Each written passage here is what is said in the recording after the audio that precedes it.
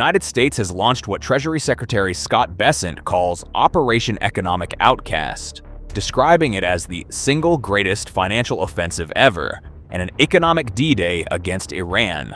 The campaign aims to sever all economic ties with Tehran and financially isolate nations and entities partnering with the Iranian regime. Washington says the objective is to choke off revenue supporting both Iran's government and the Islamic Revolutionary Guard Corps, or IRGC.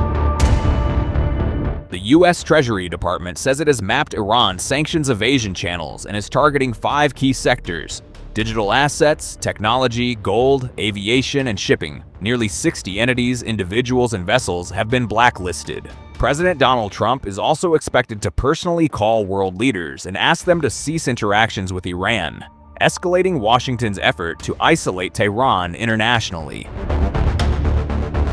Iran says it has been preparing for this moment. Economy Minister Ali Madanizadeh says Tehran has developed a 2-year plan to counter expanded sanctions and is fully prepared for the U.S. campaign. He says neither China nor Russia has accepted the measures and predicts other countries could also resist them.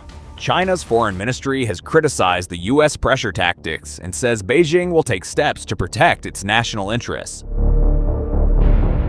The economic confrontation is unfolding alongside major disruption around the Strait of Hormuz. Iran has warned it could shut down all regional oil exports if the war continues and has instructed vessels not to transit the strategic waterway without permission, with Iran effectively blocking the route normally used for 1/5 of global oil and gas flows.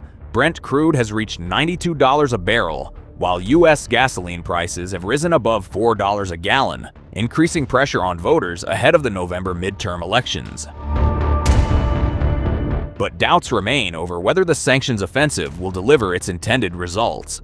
Economist David Oxley of Capital Economics called the Economic D-Day package a potential damp squib, arguing that a naval blockade is already strangling Iran's oil exports. Roughly 90% of Iran's remaining oil exports go to China, which has historically ignored U.S. sanctions. The report also points to previous U.S. de-escalation, raising further questions over how this latest confrontation could unfold.